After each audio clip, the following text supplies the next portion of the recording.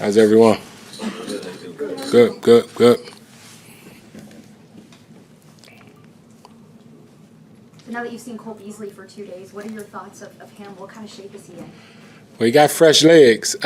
He got fresh legs.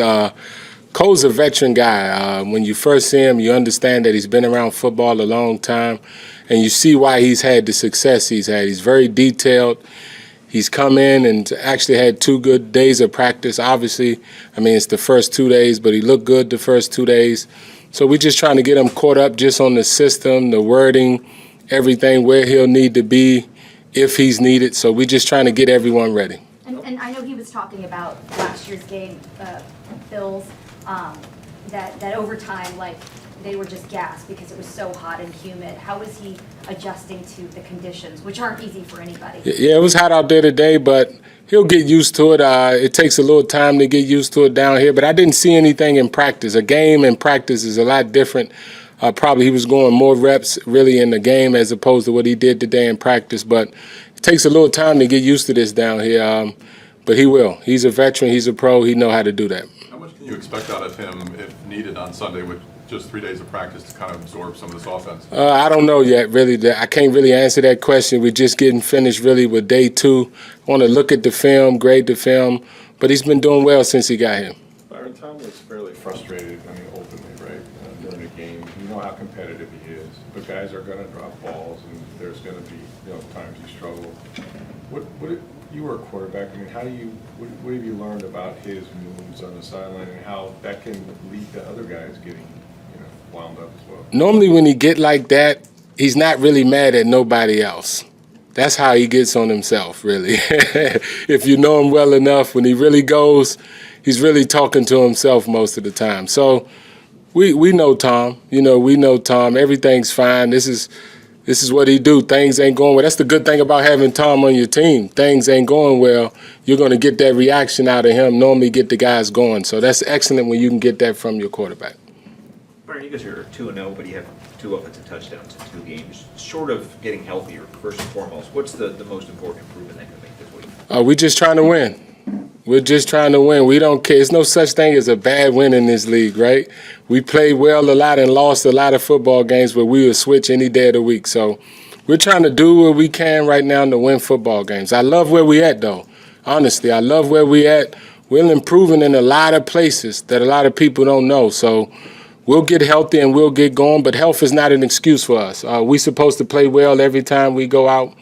We're just excited for the next opportunity to go out and see what we could do. Byron, you said you're improving in some ways. What are some of those ways?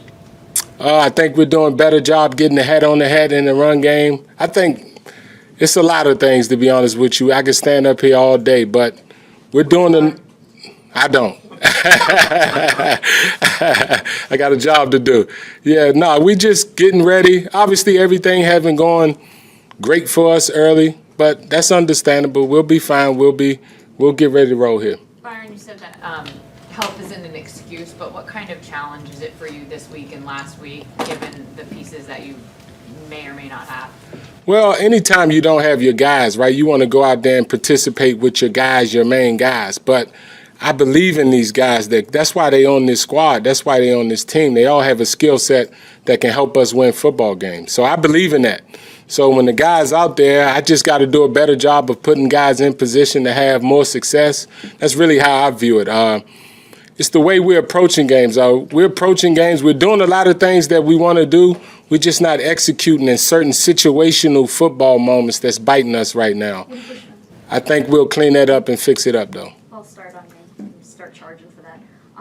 With that touchdown for Rashad, it didn't look like it was an easy rep to win, at the line of scrimmage. Just can you speak to kind of the improvements he's made with his releases?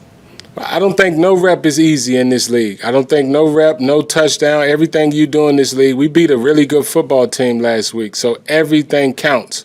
But it's BP. That's why we trust him. That's why I trust him. He's a guy that can play multiple positions. Since 2019, he's been making those plays for us. So we trust in BP. We understand what BP brings to the table. We just happy we have him for moments like this. When you have so many guys down, you got a guy in the huddle that you can trust, Tom trusts, and as you guys see, each time he get an opportunity, he makes plays, big plays for us to win ball games. Speaking of 2019, he stepped in and had the game of his life against the Lions when Mike was already out, done for the year with a hammy. Then Chris leaves in the third quarter, and he goes and has 3 touchdowns. What can you say about a guy who gets an opportunity like that and just makes the most of it in that kind of way? That's all I know of him. That's all I know of him since like I said, since 2019. He's come in here, has made big plays for us, huge plays for us. We expect that from him every time. That's what we really expect from BP, really, especially when he's healthy. He's capable of going out there and help us, and he get the opportunity.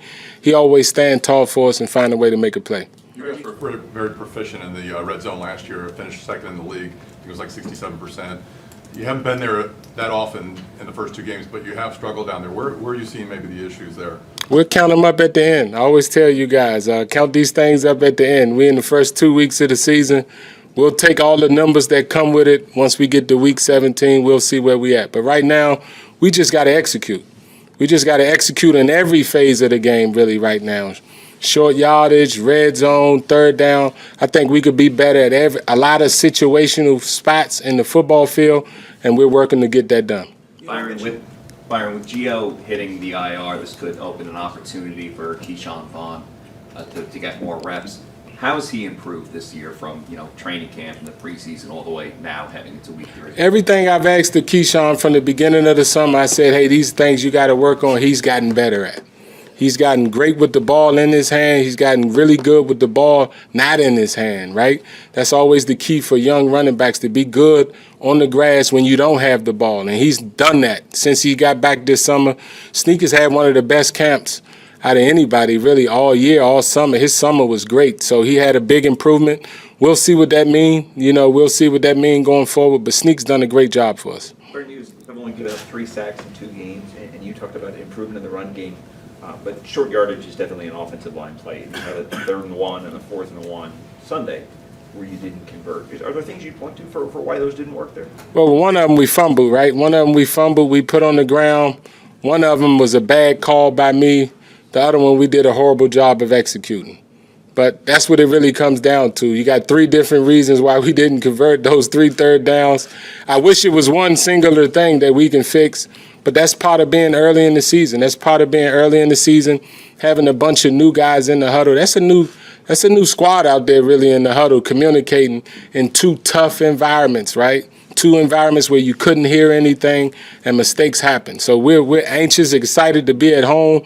And we just we'll improve, we'll get better from week in and week out. But I really do love where we at right now as an offense, even while we're not healthy. Byron, I asked Todd yesterday if he's concerned about the older guys, the number of older guys who were dinged up, and he said in the NFL in 2022, with limited padded practices, limited reps in the preseason, stands to reason. Do you see it that way too? Yeah. Yeah, I mean, this is part of the game, really. It's really part of the game, regardless of how you look at it. We just got to get ready to roll. That's really how I see it. I don't put too much thought in that, young, old, whatever. The way I view it, we just want to go out and have the next opportunity to go out there and try to play well. Obviously, it's early in the season, but you're running the ball a lot more than what we've seen in the past. Was that a point of emphasis coming into the year, or is it just circumstantial over the last 2 games? It's this year's team right now. It's this year's team right now. It's where we at right now. That's what we feel as though the best thing to do to have the best chance to win these football games. We'll see. We'll see. It's not nothing, obviously, with the injuries that you have, right? We can't be what we were last year going into the end of last year. But we're not expecting to be. We're expecting to be the 2022 Buccaneers. We'll see how it all turn out, but I like the direction we're heading. Are you concerned how much of the load that Leonard Fournette is being asked to carry right now, and whether he can sustain that? It's been a lot. It's been a lot early in 2 tough ball games. The thing with Lenny, you trust him so much in them ball games. It's tough to take him out. It's tough to take him out of the ball game because he do so many things well. And you can trust it in those environments, right? In those type of environments.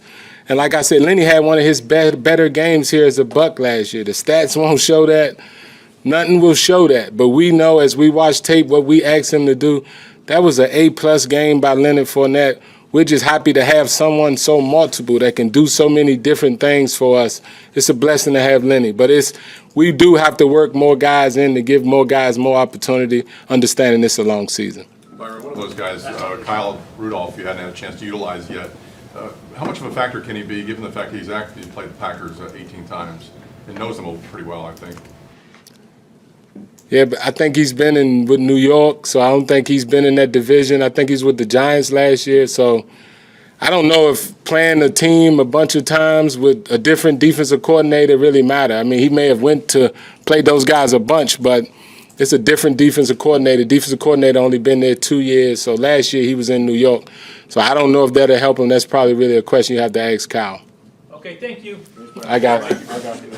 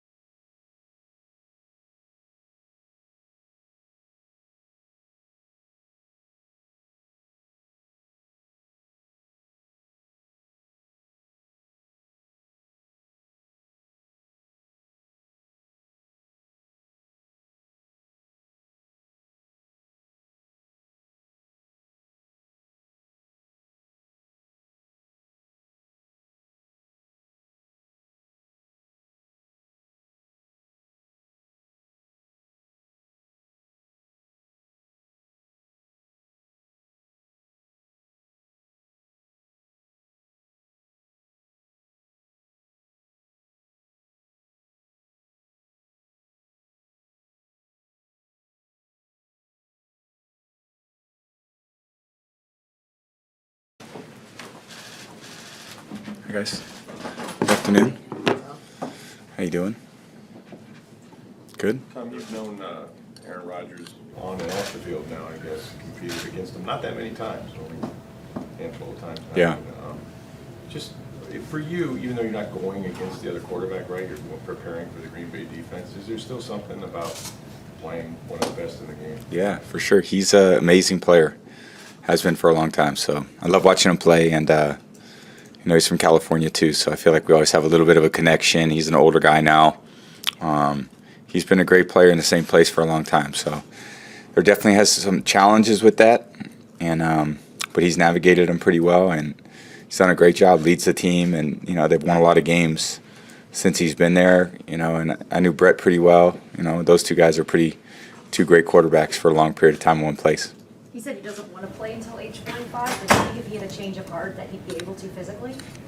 I don't know. It's up to him. Tom, you talked about the situation of receiver and guys coming and going and the Yep. uncertainty of who you're throwing to. Do you think that will be better on Sunday, or is that something you're just going to have to deal with? I think that part of the job is to deal with different people being in, and it's part of the demolition derby, that game that we play. Guys are in and out, and you just got to adjust within the game. And certain weeks, you start a certain way and it doesn't end the way that it started. Guys get injured. Look at Dallas game. Mike went out, Chris went out, and Julio went out, Donnie went out. You're ending the game in a totally different place than you would have started. You put together a game plan thinking all those guys are in there, and you play to the strengths, but you got to adjust throughout the game. So sometimes when guys aren't going to be out there during the week, you can plan for it. Other times you have to adjust in the game. So every team deals with it. We lost Mike, in the third quarter, last game, fourth quarter. They lost their corner. A lot of things change. So you just got to try to win the game, however you can win it. And fortunately, our defense is playing great football, and we'll do the best we can do on offense. Tom, what do you like about your new teammate, Cole Beasley? And did you know that he was hitting you up trying to get on the team? I've watched him a long time too. I've he's been around a long time, and I've watched him play, competed against him. He's been on the other team, I think at Dallas once, at Buffalo quite a few times. He's a great player. I really, I think he's a great player.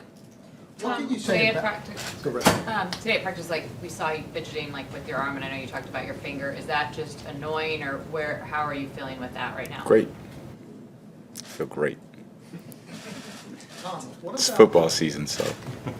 Yep. What about the protection? It seems like you've been getting some pretty good protection despite Yeah. having new guys, coming in and Yep. just starting. Yeah, I've been getting great protection. The guys up front have been competing very hard. I think that's part of why we run the ball so well. We've been able to run it a bunch of times. Those guys up front have done a great job kind of coming together, taking the coaching and putting their, all they can into what they're doing. And it's really allowed us to do some good things on offense. But it's it always starts with offensive line, what those guys are able to do, how they're able to control the line of scrimmage. And, it's a big challenge to, like last week's front, that's a great front. This week, a very different front, but great pass rushers, one of the best inside players we'll face all year, Kenny Clark. But Preston Smith and Rashawn Gary are great rushers. So, again, it's another big challenge, but, we got to meet it. Every week's something different. It's in the NFL, it's tough. Every week you're going against somebody's best, and, you just got to try to figure out a way. You mentioned on your podcast that your intense desire for perfection sometimes leads you to have moments of frustration, breaking tablets and things like that. How do you kind of get past that and after a performance where you kind of have to accept, okay, that wasn't my personal best, but it was the best I could do on this day, or this was the best we could do on this day? Yeah, I could, I can always do better. I can always obviously do better as a quarterback, and not let my emotions get the best of me. Sometimes they do. It's an emotional sport. It's an emotional game.